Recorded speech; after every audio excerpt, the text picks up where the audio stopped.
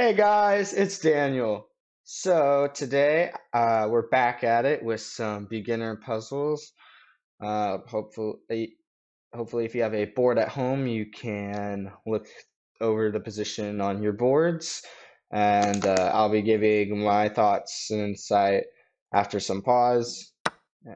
Ooh, not gonna lie, I didn't realize I made it so that if animations happened, that's pretty cool. That was like lightning. McQueen, ka-chow.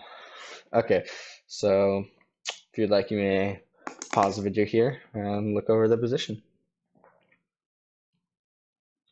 Okay, so here's some things I noticed right off the bat. Is that, oops, that these light squares are weak near the white king. We have a light squared bishop down here. So my first thought is probably a check or a check. I also noticed that if I can somehow move this bishop, my rook would be attacking his rook. But I also have to keep in mind his rook would be attacking mine. So if I can move the bishop to check the white king, then the white king will be forced to move, then I could take the rook. Now, which is better, bishop a6 check or bishop h3 check? Because one is definitely better than the other. Well, let's look. If we play bishop h3 check, king moves over, doesn't matter which way, then we take the rook. Whereas if we play bishop a6 check, rook could take.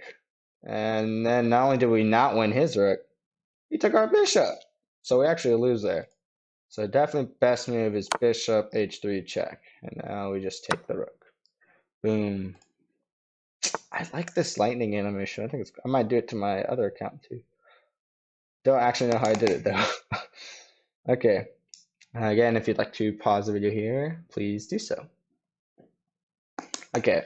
First things I noticed, queen seems like it's limited on squares. Feels like we're attacking the king side. It's also always important to note your opponent's last move. So last move was knight here, so it's theoretically important. So captures are always key lines to go over. So you always want to analyze, what if I capture this piece? So if we capture the knight and they capture back, then then we capture their bishop and we're just up a piece.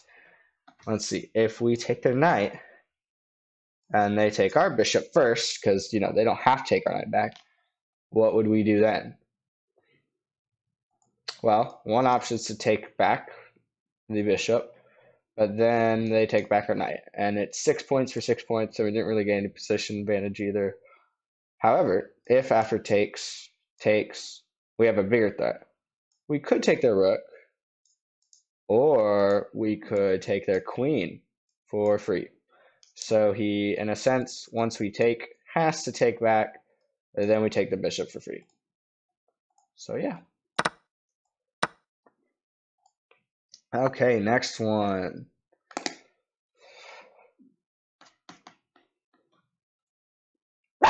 Okay, so first things I noticed, king side is really weak. I believe it's going to be attacking the king. And first thing I thought of was maybe sacrificing the rook here on h7. Hi, Oreo. You can probably hear my dog. Love him. The thing I noticed next was queen takes pawn, because notice what's guarding this pawn. Oh, wait, what? Oh, I didn't mean to do that, even though I did. That's awkward. So nothing was guarding this pawn. And we forked the king and both rooks, but which rook is better to take? One of the rooks is much better to take. Well, this rook is guarded by this pawn, because remember, pawns capture diagonally. So this rook is actually free though. Nothing's defending it. So we take it, and it's with check. Ooh, purple. If y'all don't know, my favorite color is purple. So Palm Sunday. Woo! Yeah, hopefully y'all enjoyed your Palm Sunday. Yeah, so that was cool, purple. Let's go on to the next one. I was trying to keep this video shorter. I probably should have, looked at the clock before I started, if I'm gonna keep it shorter. Okay, first thing to notice, queen moved here. So what makes this move important? Well, it also just, oh, I don't think I ever gave enough pause for y'all to pause the video. I'm sorry. If you'd like me to pause the video. All right, so we could capture the bishop, because remember, we always want to look at captures. So bishop takes bishop, queen takes bishop. I don't really see a way to trap the queen. That's like a good move, like no knight sacrifice. I would just lose if the queen takes. So we don't want to take the bishop, but we can attack the queen. The queen move here is bad. So we can definitely play knight here, forking the queen and the bishop. And notice that because this d3 pawn is here, the queen can't move to d3 or to b3 to keep an eye on this bishop and defend it still. So theoretically, this would win the bishop, except it's okay. There's an in-between move.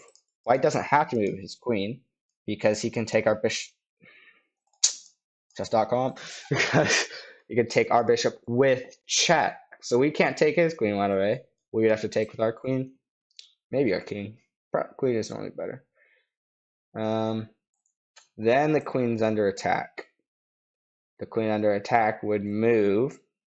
And now the queen can't guard this bishop, wherever the queen moves. So we'll just play it out without the bishop takes bishop, because in this case it doesn't matter. So once we move knight here, wherever the queen goes, she can't defend this bishop anymore. The only two squares where she would defend the bishop still are here, in which case our pawn can take, or here, in which case this pawn could take. So if we play knight, maybe we'll move here. Oh, no, actually, we should probably win it because we're defending this fork. So she probably go back, and then we can take this bishop for free. Another thing to notice is she definitely can't move here to g3, because then we would have a fork where on e2 we're attacking the king and the queen, and we'd win the queen, which is, I would say, is better than winning the pawn and rook, because then our knight would be trapped. So yeah, that's the move. Oh, check. Oh, checks are purple. Now I get it. Okay. I thought it was like if you got the tactic right. Oh, look. Okay, so yeah, that's why white move queen d1 was to guard the c2 square, because it's under attack from our knight. Now we get this bishop for free and are attacking knight's knight. Okay, let's do one more puzzle for. Yeah, let's do one more puzzle today. Okay, so this is the next puzzle. If you all like, please pause the video. Analyze it for yourselves. Okay, so last move. Bishop takes. I'm assuming it was a knight.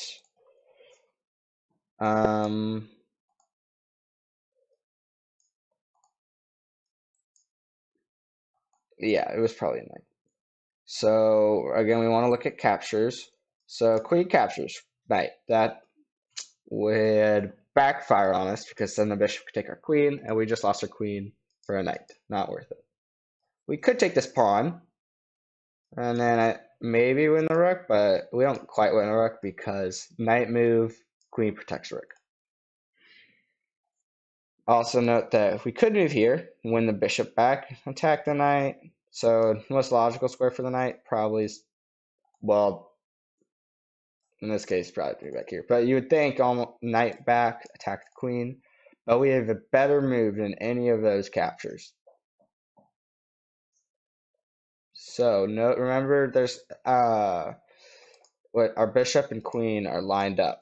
So if a queen move on this diagonal occurs, then it's defended by the bishop, which is really important, because if the king is the only defender of a square, then he can't capture the queen because she's defended. Sure enough, the weak f2 pawn is unguarded. And if we take it, why can't the king capture? Yeah, the king can't capture because the bishop's still eyeing that square. So the king can't put himself in check.